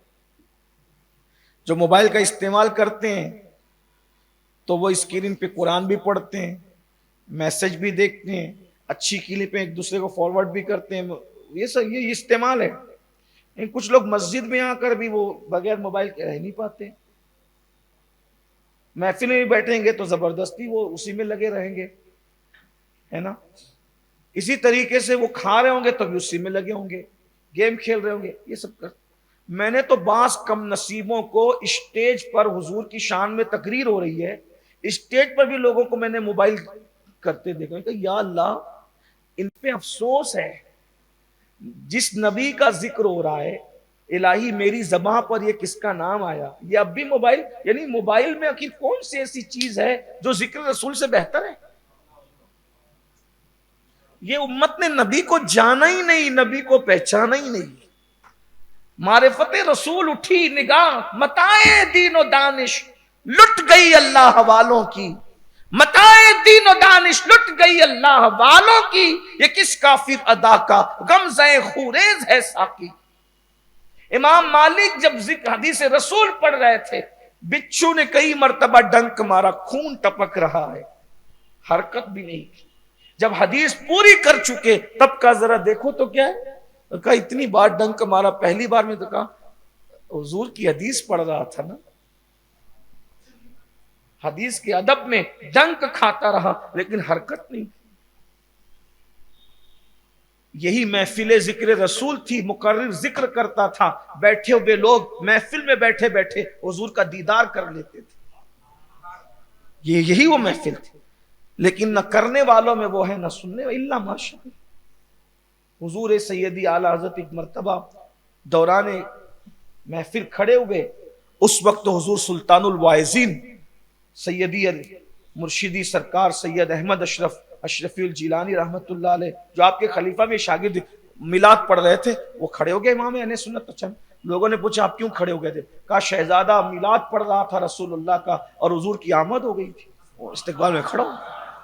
یہ وہ محفل ایسا ایسے نہ کرنے والوں کو احساس ہے نہ سننے والوں کو احساس، صرف دل بہلانے کے لیے محفلوں میں آتے ہیں، کسی کی نیت پہ بھی شک نہیں کرتے، لیکن ہم اچھا نہیں کر رہے، حق کے ذکر رسول ادا نہیں ہو رہا ہے، متاع دین و دانش لٹ گئی اللہ، عبادت عادت بن گئی، جس قوم کی عبادت عادت بن جائے وہ قوم کیا کرے گی اور کیا ہوگا، لیکن ہم مایوس نہیں ہے، اسی لیے بولتے رہتے، اصلاح کرتے رہے کہ کوئی تو سدھرے گا۔ اقبال نے بھی یہ بات کہی تھی، پہلے تو رونا رویا کہ متاع دین و دانش لٹ گئی اللہ والوں کی، یہ کس کافر ادا کا غمزہ خوریز ہے ساقی، لیکن بعد میں امید بھی جتائی کہ نہیں اقبال مایوس اپنی کشت ویراں سے، ذرا نم ہو تو یہ مٹی بڑی زرخیز ہے ساقی۔ اسی لیے بولتے ہیں تاکہ لوگ، تو اینڈ کر رہا ہوں، چلیے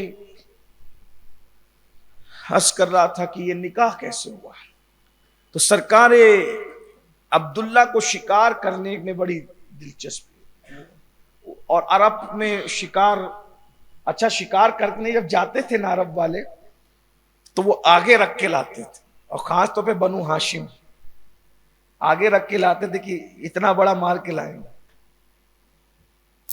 پورا خاندان بہادروں کا خاندان، کبھی انشاءاللہ اس خاندان کی اس بہادری پہ کبھی ہم گفتگو کریں گے، سرکار حمزہ کی بہادری، سرکار عباس کی بہادری، یہ حضور کے چچا ہیں سرکار عباس ابن عبد المطلب، پھر غازی عباس تو پھر غازی عباس، امام حسن کی بہادری، امام حسین، خود رسول اللہ کی بہادری، حضور سے بڑا بہادر کون؟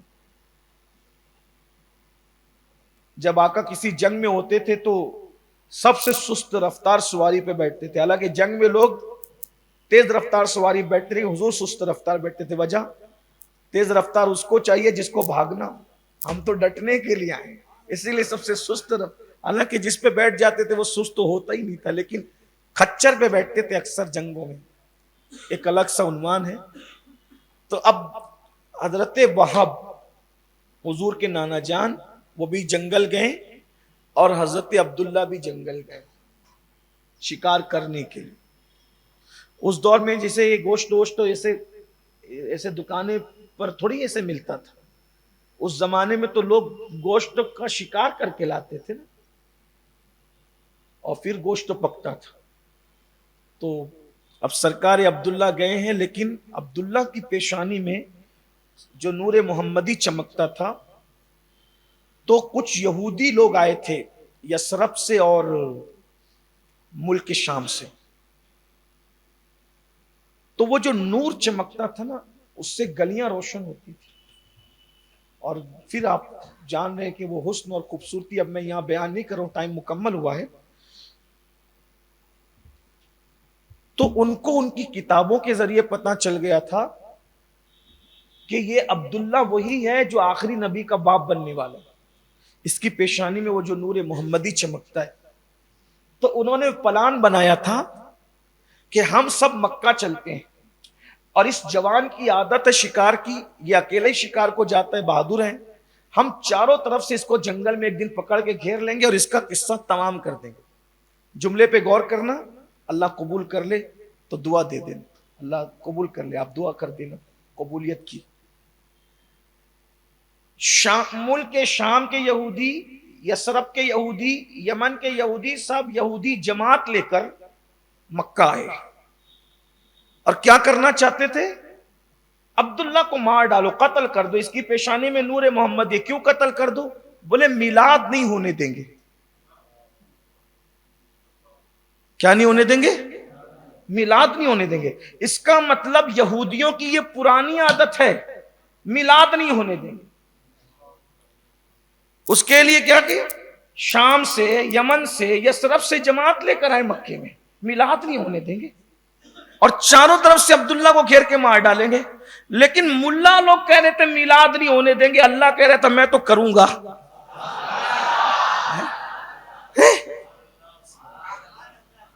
عبداللہ کو مار ڈالیں گے، نہ عبداللہ رہیں گے، نہ شادی ہوگی، نہ محمد کا میلاد ہوگا، آخری نبی آئے گا ہی نہیں۔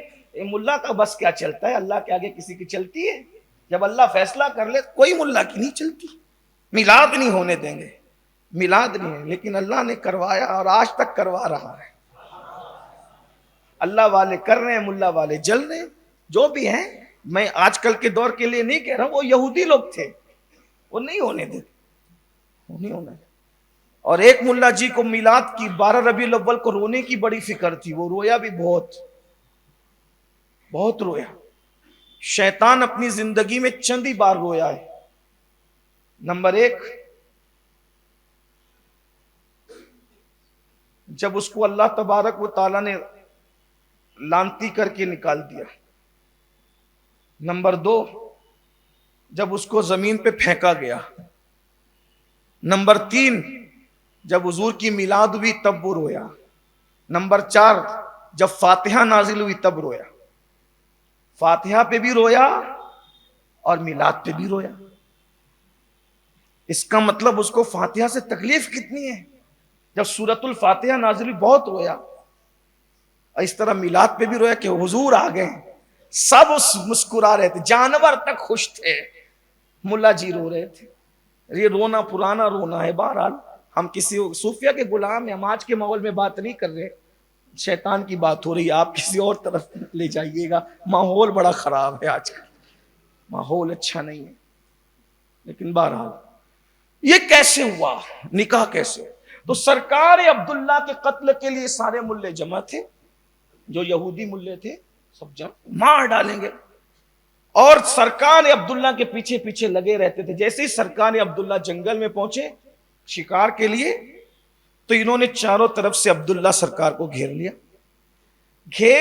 تو اب حضرت وہب ابن عبد مناف، ان کی گہری دوستی تھی سرکار عبد المطلب سے، رشتہ داری بھی تھی۔ تو انہوں نے دور سے دیکھا کہ یہ تو عبد المطلب کا بیٹا ہے، عبداللہ ہے، اور جنگل میں اکیلا ہے، اگر نہیں بچاؤں گا تو ہمارے دم تک کے داغ لگا رہے گا کہ تو نے بچایا نہیں۔ تب وہاب کہتے ہیں میں نے عبداللہ کو بچانے کے لیے اپنی سواری کو لگام کھینچ کر کے زور سے دوڑانا چاہا، تو میں نے کیا دیکھا کہ میری سواری کام نہیں، ایسا لگتا ہے جیسے زمین نے اس کے پیر پکڑ لی۔ پھر میں نے سوچا کہ میں تیر چلاؤں عبداللہ کو بچانے کے لیے۔ جیسے ہی میں نے تیر پتھر ہتھیار جو بھی استعمال کرنا چاہا، میرے ہاتھ نے کام کرنا بند کر دیا۔ میں نے سوچا نہ سواری آگے بڑھتی ہے، نہ میں ہتھیار کا استعمال کر پا رہا ہوں، اور چلا کر تو عبداللہ کی مدد کر دوں کہ عبداللہ ہوشیار، یہ تجھ پہ حملہ کرنے والے ہیں۔ کہ میں جیسے چلانا چاہتا تھا تو میری آواز بھی نہیں نکلی۔ اب میں کیا کر سکتا تھا؟ نہ سواری آگے بڑھتی ہے، نہ میں کچھ کر پاتا ہوں، نہ آواز نکل رہی ہے۔ میں خاموش تماشائی بن کر کھڑا رہا۔ اب کیا ہوتا ہے، کیونکہ میں تو بے بس تھا، اللہ کو دکھانا تھا، میں تو بے بس تھا، کھڑا تھا۔ میں نبی کے نانا جان کو بے بس اسے ظاہری طور پہ کہہ رہا ہوں، وہ میرے نبی کے نانا ہے، ظاہری طور پہ اس وقت کچھ کر نہیں سکتا تھا میں۔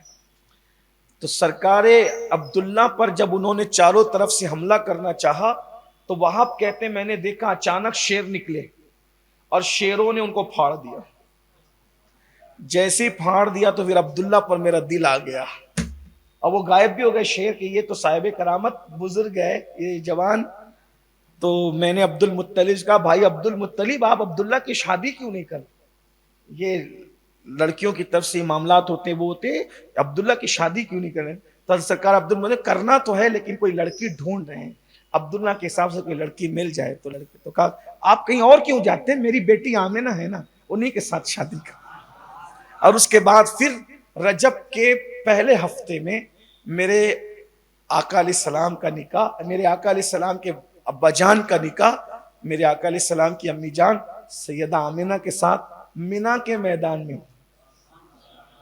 جہاں پر جمرات ہیں اس کے آس پاس نکاح ہوا، اور وہیں پر جو ہے وہ خیمہ نصب کیا گیا۔ اور پھر پہلی ملاقات سرکار عبداللہ اور سرکار آمنہ کی، جس دن نکاح ہوا وہ جمعرات کا دن تھا، اور پہلی ملاقات شب جمعہ کو ہوئی۔ اور اللہ کی شان، جو پہلی ملاقات ہوئی اسی پہلی ملاقات میں پیشانی عبداللہ سے نور نکلا اور سیدہ آمنہ کے شکم میں داخل ہوا۔ اسی لیے سیدنا امام احمد ابن حنبل لکھتے ہیں جس کو شیخ محقق نے مدارج النبوہ میں لکھا، سیدی اعلیٰ حضرت نے فتاوی رضویہ شریف میں لکھا، اور بھی غوث پاک نے بھی لکھا، کثیر بزرگوں نے لکھا کہ نور مصطفیٰ سرکار عبداللہ کی پیشانی سے نکل کر سرکار آمنہ کے جسم میں جب داخل ہوا وہ شب جمعہ تھی، اس لیے ایک اعتبار سے شب جمعہ شب قدر سے افضل ہے۔ اور اعلیٰ حضرت اس پر تو مزید بیان کرتے کہتے ہیں ارے شب جمعہ میں نور محمدی نصیب ہوا، قیامت تک اب یہ دولت کہاں نصیب ہو سکتی ہے، اور کیوں نہ افضل و شب قدر سے شب جمعہ نور مصطفیٰ کی منتقلی کا دن کیوں نہ ہو، کیونکہ شب قدر میں فرشتے آتے ہیں اور شب جمعہ میں نور محمدی منتقل ہو۔ اور اس کے بعد 100 اونٹ، 100 بکریاں اور بھی اس طریقے سے سرکار عبد المطلب نے ذبح کیے، اور ذبح کر کے پورے مکے والوں کی دعوت کی، ولیمے کی۔ یہ میرے نبی کے ابا جان کا ولیمہ تھا جس میں 100 بکریوں کا ذکر ملتا ہے۔ اس شان سے حضور کے ابا جان کا ولیمہ ہوا ہے، کسی کے باپ کا ایسا ولیمہ نہیں ہوا جیسے میرے رسول پاک کے بابا جان کا ولیمہ ہوا۔ پورا مکہ مدعو کیا، پورا شہر مدعو کیا گیا تھا اور ان کو کھلایا گیا تھا، اور ایک دن نہیں 3 دن تک یہ چلتا رہا سلسلہ، اس شان سے ہوا ہے۔ انشاءاللہ تعالی یہ ان جو روایتیں میں نے بیان کی ہے اس پر ذوف کا حکم تو لگا سکتے ہو، لیکن مجھ پر گڑنے کا الزام نہیں لگا سکتے، کیونکہ کچھ روایتیں ایسی ہیں کچھ لوگوں کو درد ہوتا ہے تو کہتے ہیں یہ کہاں سے کہتے ہیں۔ میں نے کہا کہ کہاں سے کیا کہتے ہیں، یہ سب کتب میں لکھا ہوا ہے، یہ سب کتب میں۔ ہمارے ایسے سرکار ہیں جیسے میرے سرکار ہے ایسا نہیں کوئی، اب میری نگاہوں میں جشتا نہیں کوئی، سب سے اولا وہ اعلیٰ ہمارا نبی، سب سے بالا وہ اعلیٰ ہمارا نبی، اپنے مولا کا پیارا ہمارا نبی، دونوں عالم کا دولہ ہمارا نبی، جس نے ٹکڑے کیے ہیں قمر کے وہ ہے نور وحدت کا ٹکڑا ہمارا نبی، بجھ گئی جس کے آگے سبھی مشعلیں شمع وہ لے کر آیا ہمارا نبی، حسن کھاتا ہے جس کے نمک کی قسم وہ ملیح دلارا ہمارا نبی، کون دیتا ہے دینے کو منہ چاہیے دینے والا ہے سچا ہمارا نبی۔ یہاں تک حضور کے آبا و اجداد کا ذکر آج الحمدللہ پورا ہوا۔